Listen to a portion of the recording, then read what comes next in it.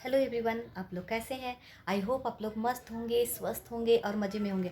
Video देखने से पहले एक छोटी सी रिक्वेस्ट करना चाहती हूँ कि लाइक शेयर एंड सब्सक्राइब ज़रूर से ज़रूर करें और वीडियो को बिना स्किप किए हुए देखें ताकि आपको पूरी सी पूरी जानकारी मिल सके। आज मैं बताने वाली हूँ कि साइकोलॉजी होती क्या है, साइकोलॉजी का हम कहाँ कहाँ यूज कर सकते हैं, साइकोलॉजी आने वाले समय में इसकी कितनी ज़रूरत पड़ सकती है और अभी कितनी इसकी ज़रूरत है। तो आज मैं इसी के बारे में मैं बताने वाली हूँ कि साइकोलॉजी एक होती क्या है। तो साइकोलॉजी एक साइंस है, साइकोलॉजी एक ह्यूमन बिहेवियर है, उनके नेचर पे डिपेंड करती है, उनके बिहेवियर को डिपेंड करती है। साइकोलॉजी एक वंडरफुल ब्रांच है जिसमें हम साइकोलॉजी पर हम डिपेंड करते हैं कि साइकोलॉजी क्या होती है। साइकोलॉजी हर जगह हर चीज़ में ज़रूरत पड़ सकती है। आने वाले समय में इसकी ज़रूरत बहुत ही अधिक पड़ सकती है और पड़ेगी भी। तो आज मैं इसी के बारे में मैं बताने वाली हूँ कि साइकोलॉजी होती क्या है। साइकोलॉजी हम हर जगह अप्लाई करते हैं जिसमें cognition development, teaching learning, social learning, individual difference and personal selection and training, उन सारी चीज़ों में हम साइकोलॉजी को हम बहुत ही यूज कर सकते हैं। साइकोलॉजी एक साइंटिफिक मेथड है जिसमें हम रिसर्च करके इन स्टडी करते हैं उनके मेंटल बिहेवियर को, उनके मेंटल थॉट्स को, उनकी बिहेवियर, उनके थॉट्स, उनकी एटीट्यूड, इन सारी चीज़ों पर हम साइकोलॉजी को हम पूरी तरह से हम उसका यूज करते हैं। साइकोलॉजी हमारे थॉट्स, हमारे माइंड में क्या चल रहा होता है, उनके सेल्फ थॉट्स क्या होते हैं, इन सारी चीज़ों को हम मेज़र करते हैं, उस पर हम स्टडी करते हैं। साइकोलॉजी एक वंडरफुल ब्रांच है जिसमें साइकोलॉजी को हम ह्यूमन बिहेवियर को स्टडी करते हैं कि मेंटली प्रॉब्लम को समझने में मदद हम करते हैं। जैसे कोई बच्चा अगर क्राइम कर रहा होता है, सोशल लोगों से दूर होता है, तो या फिर डिसलेक्सिया, डिस्कैल्कुलिया, इन सारी प्रॉब्लम्स होती है, तो उस टाइम हम साइकोलॉजी का हम स्टडी करते हैं, उनके इंडिविजुअल काउंसलिंग करते हैं। सन वो क्यों अपने अलग तरीके का एक एक्सपेक्टेशन रखता है, एक अलग तरीके से वो बिहेवियर करता है, वो एक अलग तरीके से बातें करता है, वह लोगों के साथ, सोशल लोगों के साथ वो अलग रहता है। भीड़ में लोगों के सामने जाने का डर होता है, तो हम उस टाइम हम साइकोलॉजी का यूज करते हैं। जैसे कोई एक बच्चा है और वह औरों बच्चों की तुलना में वह बहुत ही एक अलग तरीके का है। उनकी मेंटल प्रॉब्लम यह होती है कि उनकी लर्निंग डिसेबिलिटीज़ प्रॉब्लम्स होती है। वह लोगों के साथ बात नहीं करता, वह अपने वह वो डे ड्रीमिंग देखता है।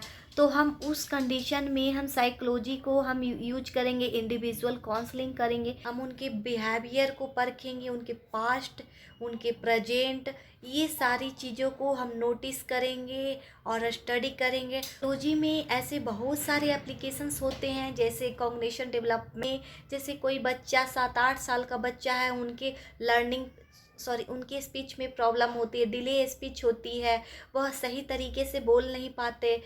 7-8 साल के बच्चे वो होते हैं और वो सही तरीके से बोल नहीं पाते हैं, अपनी कॉग्निशन को डेवलप नहीं कर पाते हैं। तो उस कंडीशन में हम साइकोलॉजी को हम यूज करते हैं, हम उसकी हेल्प लेंगे और उनके बच्चे का मेंटल थॉट्स, उनके बिहेवियर, सोशल सिचुएशन, उनकी फैमिली हिस्ट्री, ये सारी चीज़ पर हम स्टडी करेंगे। बात करें तो जैसे स्कूल में कोई बच्चा 12-13 साल का बच्चा है और उन्हें डिस्कैल्कुलिया, डिसलेक्सिया, इन सारे मेंटल डिसऑर्डर्स होते हैं, तो उस कंडीशन में हम साइकोलॉजी का यूज करेंगे, उनका काउंसलिंग करेंगे, उनकी प्रॉब्लम्स क्या है, टीचर्स के साथ कैसी बॉन्डिंग है, किस तरीके का वो बिहेव करता है, वो प्रॉब्लम्स पर हम फोकस करेंगे, उनकी प्रॉब्लम्स को हम देखेंगे। प्रोसीजर की बात करें तो सोशल प्रोसीजर में क्या होती है, सोशल प्रोसेस किस तरीके की है, सोशल लोगों से कैसे बात कर रहे होते हैं, स्टूडेंट्स का, पर्सन का इंडिविजुअल प्रोसेस करेंगे, उनके थॉट्स, उनके बिहेवियर, उनकी फीलिंग्स, इन सारी चीज़ों पर हम फोकस करेंगे, उनका स्टडी करेंगे।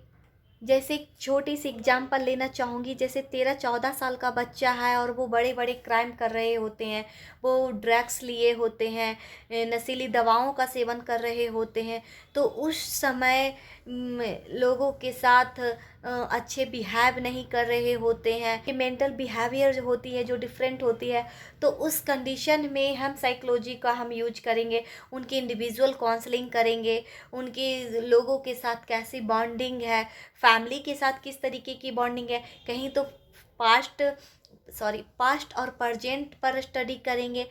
जैसे पर्सनालिटी पे डिपेंड करते हैं, तो जैसे किसी बच्चे का पढ़ने का तरीका, हर बच्चे का एक पढ़ने का तरीका अलग अलग होता है।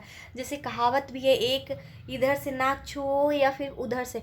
कोई कोई बच्चे ऐसे होते हैं कि क्वेश्चंस को वो इजी वे में सॉल्व कर लेते हैं, लेकिन कोई कोई ऐसे बच्चे होते हैं जो वो हार्ड लेवल में चले जाते हैं और वो सही तरीके से वो अपनी क्वेश्चंस को रिप्लाई नहीं कर पाते, सॉल्व नहीं कर पाते हैं। उस समय भी प्रॉब्लम होती है, वो कर रहे होते हैं लेकिन थोड़ी डिले होती है।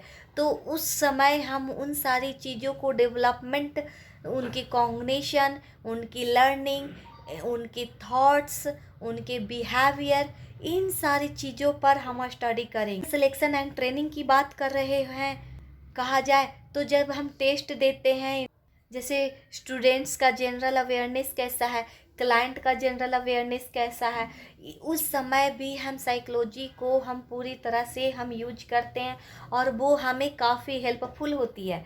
आई होप आप लोग को ये वीडियो समझ में आ गई होगी और काफ़ी हेल्पफुल रही होगी।